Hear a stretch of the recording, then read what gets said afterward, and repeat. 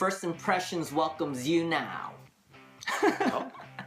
We're going to talk to you about comic books and not video games, but sometimes we do video games, but we're also going to tell you about a movie we saw and 2 TV shows. Yeah.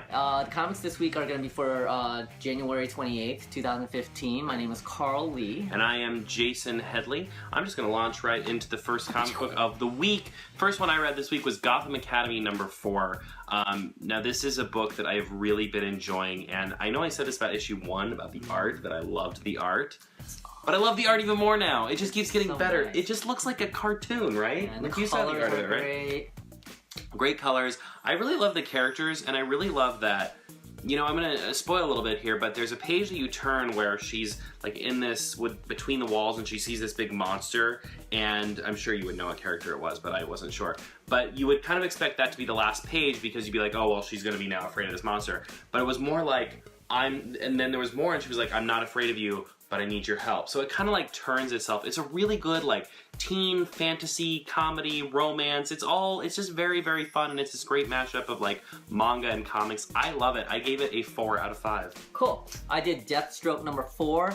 This title's just really fun. The art is really slick because it's Tony Daniel, and he writes it too, and he's doing a really good job. It's like a really refreshing of Deathstroke. Like, we already knew Deathstroke as who he was, and then where they jumped off from the original book was just him already in action, but this is him almost like they made him younger, so they're almost like recreating him. It's like a new origin, even though it's not, you know what I mean? It's almost like they're recreating him, and yeah. Ravager was in it, and she looked really badass. She looked like a junior zealot from Wildcats. Oh, very nice. And also Jericho is in there, and you know Teen Titans are coming up pretty soon, so I'm really excited about that.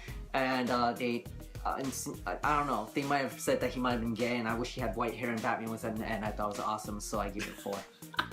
Wow, that was a lot of information. Alright, so the next book up that I read was The Life After number 6. If you guys watch our show, you know that I've really been enjoying The Life After, and this issue was no different. This story is so cool. I love how they're starting to incorporate things like computers into it. I love that every issue we see a little bit more of this afterlife world. I love that we saw an old god in this one. Like, there's just so much to this world. I just want to know everything about it. I want to get invested. I love the artwork. I love the storytelling is just awesome. Like I said, I want to know more and more and more about this world. I hope that the mythology just keeps continuing to grow, because that is absolutely my favorite part of the story. I'm going to give this one also a 4. Nice. Out of 5. I'm doing the new Tim Seeley Vertigo book, Effigy number 1. Yeah.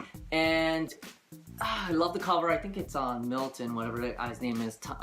But anyways, it's interesting. The premise and everything, when you're reading it, it really, really reminds you of Revival. It's like, you know, the girl who comes back to her hometown type of thing and rediscovers it, sees her old friends who are now growing up, living their own lives, and there's a murder mystery involved, and you can't tell if it's supernatural or sci-fi or what the heck's going on. But she's used to be a child star, and now she's coming back home and she's playing she's a police officer, and it's just interesting. So, technical difficulty. What'd you give it? I gave it a 3. A 3? Awesome. Yeah. Alright, so my last book of the week is Batman number 38, and continuing on with Endgame. This was my favorite issue of Endgame so far. Oh, good. I am freaking loving what they're doing with the Joker. I actually read just the title of an article right before we started filming that said, Scott Snyder has said this is the absolute last time he'll ever write Joker. And they're starting to do this thing where they're gonna I think they're gonna reveal Joker's backstory, or at least Scott Snyder's version of it. I know the fanboys are probably gonna lose their minds and hate everything, because that's why fanboys were invented, but I am freaking loving it so far. I think it is so cool. I think it's so inventive. I think it's so well done. It's so Snyder.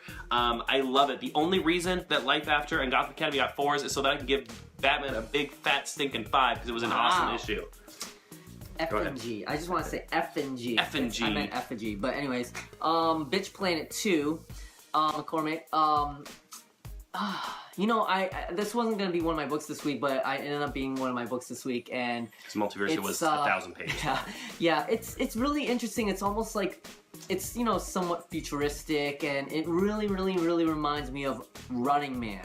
Oh, okay. But you know, it's a prison. You know, I mean, this is a concept they've done before too in films, where, you know, they take prisoners and they put them into a competition to fight each other, that type of premise. But it looks like it's leaning towards that, and I wish I had time to read all the material at the end, which sometimes is the best part of any given book, is the material at the end, and I gave it a 3. 3, awesome. No, 2.5. 2.5, all right. So now we're going to go into, we were very fortunate to get to go to the world premiere of Justice League versus Bizarro League, the animated Lego movie. Yeah. We got to sit down and listen to the voice actors and producers talk. It was awesome. What'd you think of the movie, though? Let's get to the heart of it. What'd you think of the movie? That movie. Oh, I thought it was a lot of fun. I actually didn't expect to see Darkseid, which is pretty cool. And I also didn't watch. I haven't seen a lot of the Lego DC films, and I didn't realize it was kind of like its own little universe. It's like continuing from other films that are kind of interconnected. It seems like maybe they're somehow connected to the game, and by the end of the film, they're leading up to something else. So it's kind of cool. I actually thought it was fun, and their humor is great. I thought Wonder Woman's Bizarro was very scary, though. Yeah, I mean, I liked it. I will say that if you're, because I'm a big Pixar, DreamWorks fan, I will say this leans a little bit more towards the younger audience than things like DreamWorks and Pixar, which are more everyone can kind of enjoy. It does lean more towards the kids, I'll be honest. Lego movie. And it's a Lego movie, right? But it was a lot of fun. You know, probably what my biggest complaint was, I wish it was longer. Like, it could have gone for a longer movie with a little bit more depth to it. But it was really funny, and it was really well animated. The characters were great. The voice acting was great. Yeah. Kids don't have that much of an attention span, so I mean, Lego movie was great. Yeah. So what would you give it? I'm gonna give it a 3.5. I'm gonna give it a 3.5 as well. Okay. We saw Flash. Let's talk about the Flash. Yesterday. All right, the Flash was called the Fury and the something, the Sound and the Fury. I don't know. Oh yeah, Pied Piper dude. Yeah, so Pied Piper showed up, and we also got to see Wells speeding around for the first time. Yeah, right. That was kind of cool, I guess. And with Pied Piper, I liked that character originally in the comic, and he's gay in this just like he's in the comic that Jeff Johns wrote. Yeah. But he is kind of an ass. Yeah, he really was. He's an ass, but you know, there's something about his character that I really, really like, is that he's a genius asshole who's, you know, kind of a dick. I like that the mystery is building. I actually didn't care for Pied Piper. I thought he was one of the more contrived villains of the show. Like, but I really liked what they did. Now, I can't remember his name, but the kid who's eventually going to become Vibe. Yeah. What was that kid's name? Do you remember? Raymond. His last name is Raymond. No, it's not. His last name is Ramon. Ramon. Oh, I don't know. Anyway, that kid. Cisco. Raymond, there it is. Ramon. Cisco Ramon. I really liked his character in this episode. I think he finally got to shine a little bit. We got to see a little bit more depth to him. We've seen more depth to Caitlin, so it was really nice to see more to Cisco.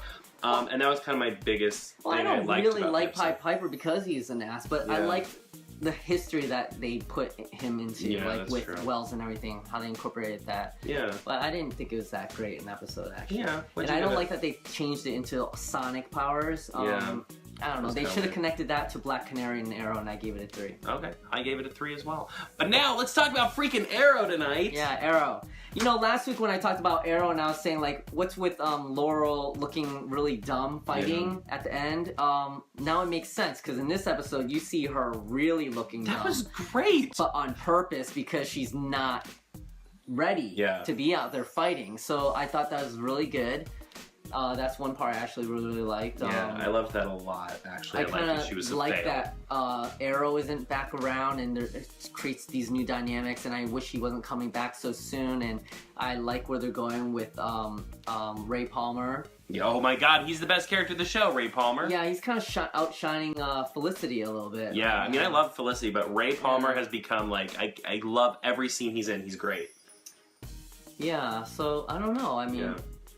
I'm not sure what else happened. I guess I loved the episode. I loved all the characters. I love Ray Palmer. I love Felicity. I love everything. My big complaint was everything going on with China White. Who cares? Yeah, like, I like the story of those two and their son and kind of the tragedy they went through, and I like the family aspect. But China White is such a throwaway, pointless character with no depth to her villain whatsoever. I don't care. Give her more depth or kill her off. I mean, you can't kill her off in flashbacks, we know, but because she's in the present, but she is not doing anything for me. And when's whatever, Katana's husband gonna die. So yeah, that makes Katana's some, husband needs you to know, so die, that needs some hap- Katana. Yeah. But and also, what's with the stupid? I didn't like this twist with the DJ. I didn't like the DJ in the first place, but now, okay, fine. It makes a little bit more sense that he's around. well, I think we can assume he's probably gonna be dead by the end of the season, so that's okay that we don't like him. It's not personal. I just didn't know that they were recruiting members from Hollister. I think that was the real twist at the end, was that they go to Hollister during the summer when they're out there, and they recruit them and then train them as assassins. But that's fine. So what'd you give it? I don't know. I'm gonna give it a 4. I actually quite liked the episode. I was going to just say 4. Okay. I was going to just say 4. If I had to. Well, listen, guys, we just survived a blizzard here in New York, and it really wasn't that bad. But because of that blizzard, we got introduced to really loving to play board games. So we're actually talking about starting to do board game reviews, possibly on the show as well. So that should be really exciting. Does anybody play the DC superheroes deck building card game? Yeah, we're thinking about getting it. So Legendary, or let us know what you think in the comments down below. Yeah, what kind of games do you guys play? Here's the other thing: we're playing Lords of Waterdeep. We're loving Lords of Waterdeep, and we're playing it online. If you play it, put your thing there, and we'll add you, and we play freaking all day long on our iPads and iOS and everything. So add your name in there, we'll join up with you. But anyway, you can follow us on Twitter. I'm at @KukamonKat. This is at carlkaholi. We both do blogs. We'll put those down below. God, Hopefully. I really hope you can magically do something to put some down below. You always say that. I put it in there sometimes if I can edit it in. Yeah. But sometimes I'm just going to point to parts of the screen. You have to put things Otherwise, there. it's below in the comments section or the notes section or whatever you call that. Right. Let us know what you're thinking. We're really excited going into 2015 about new things that we're going to try and do with the show. Yeah, and maybe we'll get a new new host. Yeah. Maybe I'll leave and come back as a better person. Oh, that's sad. But we're going to try and review a lot more things. We've actually got some things in the work where we're going to get to go to more premieres such as this one, so we can tell you about more things like that. We're supposed to go to the Justice League Throne of Atlantis. But it got blizzarded. Blizzarded it out.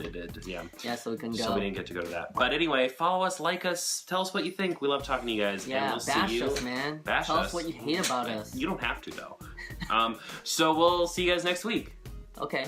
Oh, okay. I'll see you next week. Great. I'm gonna see you